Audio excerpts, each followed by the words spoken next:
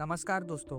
Dogs हमारे साथ हजारों साल से रह रहे हैं और रिसर्च कहती है कि करीब 30 से 40 हजार साल पहले से इंसान और कुत्ते का रिश्ता शुरू हुआ था। उस समय वो सिर्फ हमारे हंटिंग पार्टनर नहीं थे बल्कि हमारे रात के पहरेदार भी थे।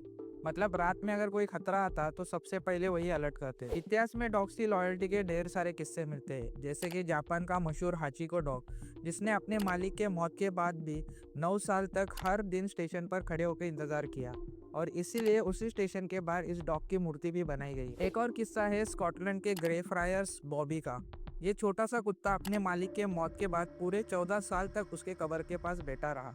लोग उसे खाना पीना देते रहे लेकिन उसने अपनी जगह नहीं छोड़ी।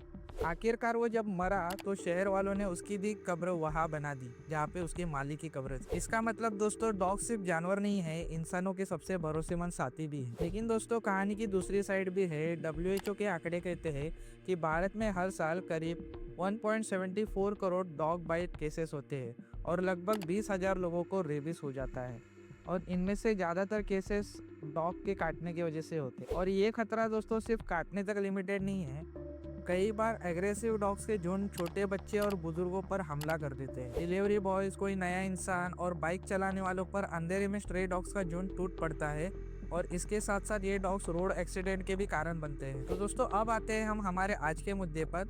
सुप्रीम कोर्ट का रिसेंटली एक ऑर्डर आया कि स्ट्रे डॉग्स को फीड करने के लिए सिर्फ अलॉटेड जोन और फिक्स स्पॉट्स हो। मतलब हर कॉलोनी या सोसाइटी में डेजिग्नेटेड फीडिंग एरियाज होंगे और इसके अलावा कहीं पे भी डॉग्स को फीड करना बैन होगा। साथ ही कोर्ट ने यह भी कहा, अगर कोई स्ट्रे डॉग एग्रेसिव बिहेवियर दिखाता है तो म्यूनिसिपल अथॉरिटीज उसे पकड़कर वैक्सीनेशन और नसबंदी करवा सकती है। अब दोस्तों, इस फैसले पर लोगों की राय दो हिस्सों में बढ़ गई है। पहली तरफ है एनिमल लवर्स और NGOs। उनका कहना है कि अगर फीडिंग सिर्फ फिक्स स्पॉट्स पर होगी तो डॉग्स खाना नहीं खा पाएंगे और भूखे रहने से डॉग्स ज़्यादा एग्रेसिव हो जाएंगे। और उनका ये भी मानना है कि अगर हंगर एग्रेशन की सबसे बड़ी रीज़न है, मतलब फीडिंग पॉइंट को लिमिटेड करना सही सॉल्यूशन नहीं है। दूसरी तरफ है रेसिडेंट्स और पेरेंट ग्रुप।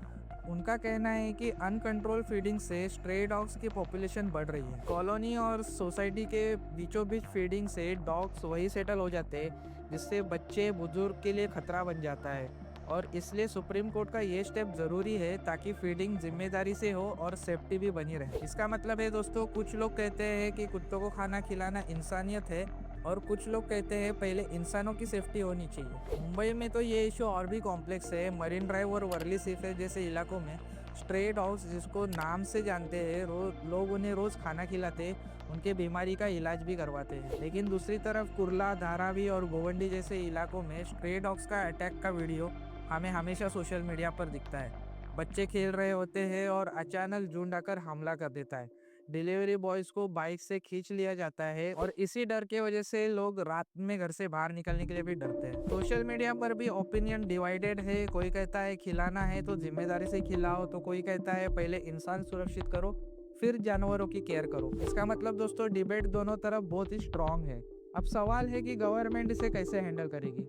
कुछ एक्सपर्ट्स कहते हैं कि सिर्फ बैन से कुछ नहीं होगा, सॉल्यूशन है प्रॉपर ABC प्रोग्राम, मतलब कुत्तों की नसबंदी, वैक्सीनेशन ड्राइव्स और अवेयरनेस कैंपेन्स। केरला, सिक्किम और कुछ नॉर्थ ईस्टर्न स्टेट्स में ये प्रोग्राम सफल रहा है और स्ट्रे डॉग के पॉपुलेशन और बाइट केसेस दोनों में कमी आई नहीं।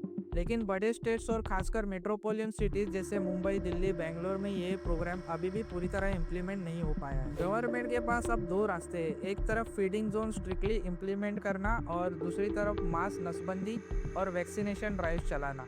अगर दोनों काम साथ में नहीं हुए तो स्ट्रेस और ज़्यादा एग्रेसिव हो जाएंगे और पॉपुलेशन कंट्रोल नहीं हो पाएगा। तो दोस्तों, ये डिबेट सिंपल नहीं है। एक तरफ लॉयल्टी, फ्रेंडशिप और एनिमल राइट्स और दूसरी तरफ पब्लिक सेफ्टी, फियर और हेल्थ कंसर्न। सुप्रीम कोर्ट का ये फैसला बैलेंस बनाने की कोशिश है, लेकिन ग्राउंड रियलिटी क्या होगी ये आने वाले महीनों में साफ हो जाएगा। तो दोस्तों, आज के वीडियो में बस इतना ही। आपको अगर वीडियो अच्छा लगा तो लाइक करो और सुप्रीम कोर्ट के इस जजमेंट पर आपकी क्या राय है ये हमें कमेंट बॉक्स में ज़रूर बताएं। मिलते हैं अगली वीडियो में किसी नए टॉपिक के साथ। धन्यवाद।